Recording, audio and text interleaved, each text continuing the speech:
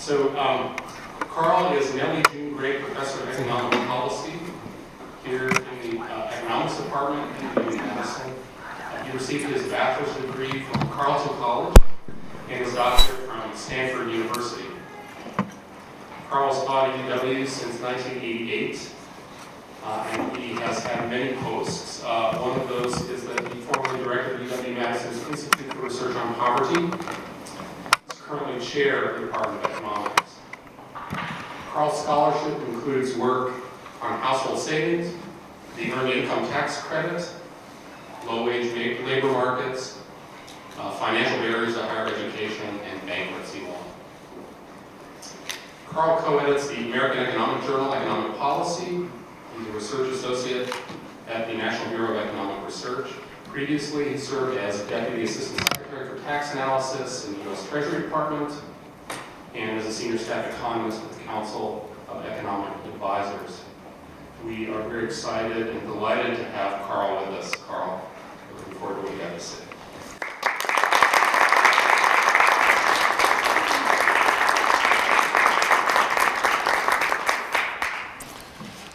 Jeff, thank you very much for that kind introduction, and thank everyone for being here. It's a tremendous honor to reach this stage of the Dean of Letters and Science search.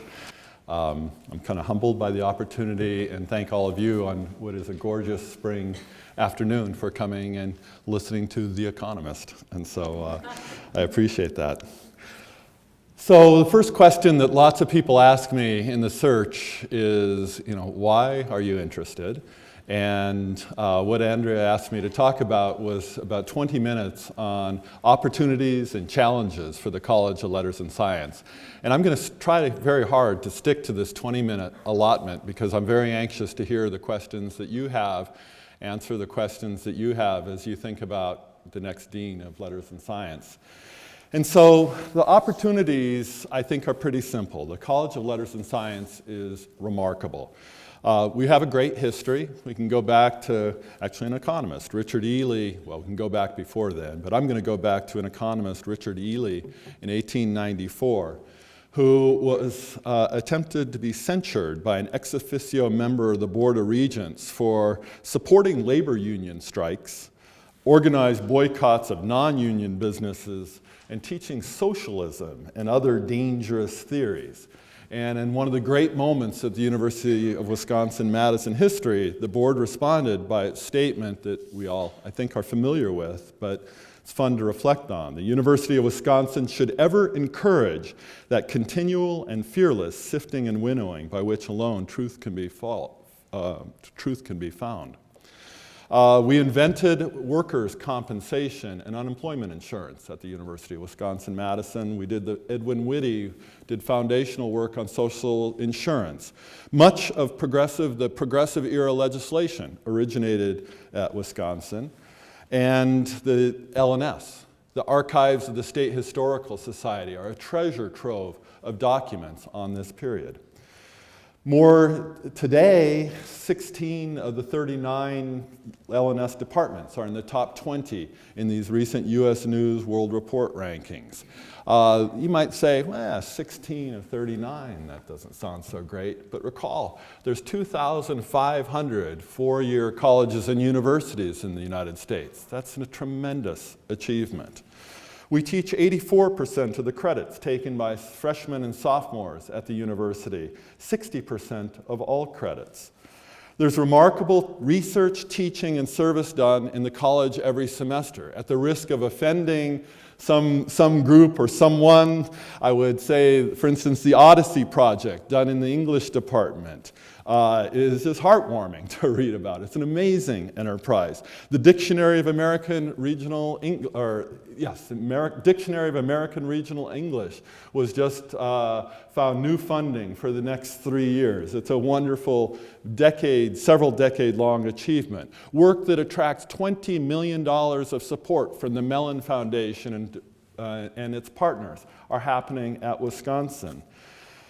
Wisconsin faculty participated in an effort to find the Higgs boson, or the God particle, in the Ice Cube Neutrino Laboratory, a remarkable undertaking in big science. 19 Nobel Prizes and 38 Pulitzer Prizes have been awarded to UW alumni or faculty, many of them from letters and science. And collectively, scholars in the college attracted $140 million of extramural research awards in 2011-2012. That's a remarkable performance. Then for all of us who have been around the university for a long time, we've all had the experience of meeting freshmen coming to campus and being excited about the opportunity, but perhaps lacking a little bit of focus and having no idea how talented they are. And through teaching and learning that occurs in the classroom, they blossom and go off to do amazing things post-graduation, whether teach for America, the Peace Corps, in business careers, and graduate students. And that's one of the things that most energizes me about the college and what we're about at Letters and Science. And so when I think about, I'm asked to talk about the opportunity is really quite straightforward, as is actually my whole talk. And that is, the opportunity is to maintain and or create the conditions where work like this can continue to flourish. The College of Letters and Science is an amazing operation, and I believe the job of the next dean is to create the conditions or help facilitate the conditions so that the amazing work can continue. Now, an important part of this is, and decisions should be guided by our values. And it's a pretty simple list of values, 5 things on the slide. And were I to be dean, or I hope the next dean, whoever he or she may be, will adhere to these values and use these values as guidance for their decisions. Excellence in research is the first thing I have on the slide. And I'll speak about this momentarily, but our research prowess is critical for our reputation. It's also essential for the budget model. As I mentioned, we would not attract $140 million in external funding without being great. So this is a value that needs to be preserved at all cost. Excellence in learning and teaching. We're a university, we're educators. And it's also fundamental to fulfilling this role as a great public research university. We talk a lot, and Americans have a great self-image about the mobility in the United States. And that is Horatio Alger is an iconic figure in American lore, and that we can live up to our promise and our ability in America because we are the opportunity society. It's actually quite disconcerting when you look at data on this. Our outcomes as adults are influenced enormously by the economic circumstances that we grow up in. This is much more true in the United States than many of the so-called ossified economies of Western Europe, for example. And when I think about society, certainly when I wore my hat as director of the Institute on Poverty, that's an enormous problem. The one fantastic way that we combat this is through the great public university, research university. We offer an opportunity for world-class education at a price point far lower than many of our private sector counterparts. And that is essential for this dream, this American dream, where all citizens can reach their full potential. So taking incredibly seriously this excellence in learning and teaching, the life-changing classroom experiences, the need to provoke, provides an enormously important function, and it's one I believe in deeply. The next value, very important for the Dean of Letters and Science, is to recognize the essential role of the liberal arts in equipping our students to be global citizens. If we went back to antiquity, the idea of the liberal arts is providing students the knowledge needed to be effective participants, full effective participants in society. And in antiquity, the liberal arts involved rhetoric and grammar and logic and music and astronomy and algebra and geometry. And that's not a terrible template for today's times, but we can update that a little bit by arguing that all students should have exposure to the biological and physical sciences, the arts and humanities, and the social sciences. And so I'm a product of a liberal arts environment. I think it's critical to what we're doing. Why is it critical? Through the liberal arts, we gain exposure and the ability to think critically, synthesize information, make cogent arguments, communicate, express ourselves not only clearly, but imaginatively. I think it's also fundamental for greater appreciation of beauty and lifelong learning. And so as Dean of Letters and Science, I hope the next Dean embraces our role in promoting the liberal arts. A commitment to the Wisconsin idea. It's part of what's in the water. When you think about the state of Wisconsin, we're a very average state. Our incomes are very average. Our racial ethnic composition is very average, maybe a little heavily weighted on Norwegians and Swedes, but very average. We were dealt actually not so great a hand in our industrial composition. If you look at the industries of the 21st century, the state is not long on those. Despite this, when you look at the performance of the university, it's remarkable how good we are. And you ask, how does that happen? How does a university, a public university in a very average state, hit so far above its weight, so to speak, in this competition of higher education? And one of the things is we were endowed or given an enormous plot of land. We have great debt to the state to be in a community as vibrant and as attractive as Madison on these beautiful lakes. Another thing is we stand on the shoulders of giants, for I don't have great insight in how culture and climate evolves, but we are the beneficiaries of tremendous scholars in the past, and we stand on their shoulders. And even today, with 6 years of no pay plan, we have thousands of employees who are coming to work and doing an amazing job. And that's something in the water, something about the culture that makes the place great. But another part of it is the Wisconsin idea. And so this is, I believe Charles Van Hise was a chemist, also a chancellor of the university in 1904, who had this sentiment that he will not be satisfied until the beneficent influence of the university reaches every home in the state. And this is important to what we do today, as it builds support for the university, enhances the quality of life in the state and the nation, and grounds some of our activities in practical application. Lastly is the value of shared governance. And when I talk to my colleagues from around the country and describe shared governance, I think it's important to say shared governance Wisconsin style, because it has two distinctive features that I think are very important for understanding what's in the water at the University of Wisconsin-Madison. First, I believe very deeply that we get better decisions when all those affected by the decision are involved in the decision making. Second, it is critical for shared governance forces academic leaders to raise issues early in the process, define what the issues are, and the steps needed to address the pros and cons of options needed to address issues. And I think that I am convinced that that leads to better decision making.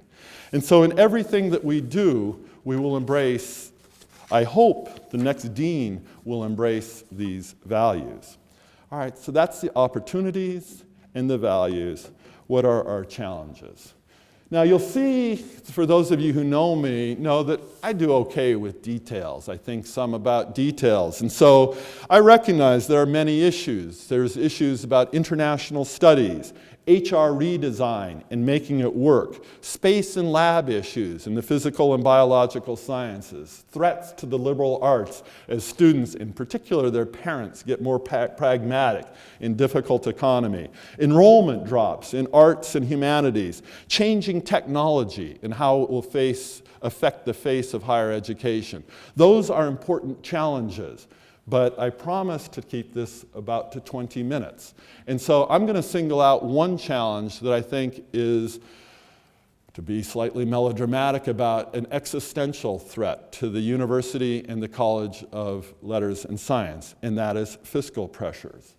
I cleverly cribbed off the internet, I'm sure it was free, a picture here, which is sand descending onto the gears of a well-functioning machine. And that is what I believe the fiscal pressures we face creates.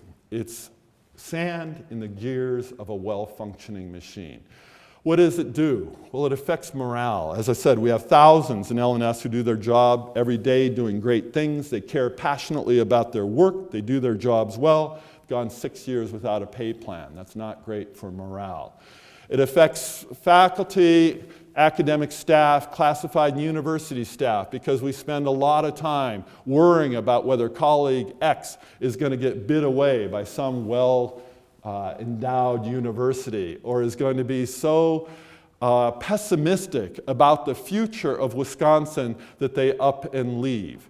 It affects our ability to attract graduate students, which is an indispensable part of much of our graduate education. Our TA stipends are thousands of dollars, not lower than the Stanfords, Princetons, MITs, Harvards, the well-endowed private institutions, but thousands of dollars lower than the public institutions that we often compete with, the Minnesotas, the Michigans, the UCLAs. That is sand in the gears of a well-functioning machine. And we need to figure out a creative and effective way of addressing this.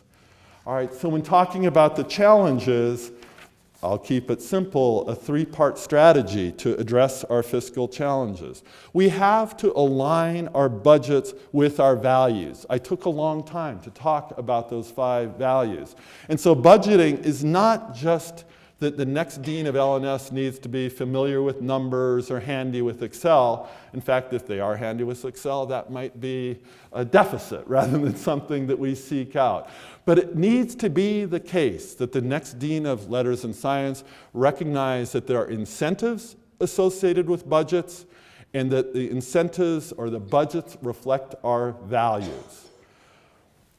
So the next dean of LNS, I hope, will align our budgets that we face in the college and across departments with our values of excellence in teaching, excellence in research, a commitment to the liberal arts in the Wisconsin idea. Second, we have to expand our resource base. So we want to spend what we have as effectively as possible. Second, we need to expand the pie. And so we're going to do this working with campus leaders, potentially in resource allocation discussions, through innovations. I tip my hat to Chancellor Ward and Provost DeLuca to elevating the importance of innovations, and we want to try to facilitate innovations, and through our work on advancement and fundraising. Lastly, we need to recognize that the budget model depends critically on external grants. And so we have to preserve our excellence, not only for reputational reasons, but as part of the budget model. So the next LNS dean, I've already said, the next LNS dean must be good with budgets, recognizing that budgets and the incentives therein are a reflection of our values. I applaud the recent efforts, not so recent, but I applaud the college's efforts in enhancing transparency of budgeting with the budget status reports.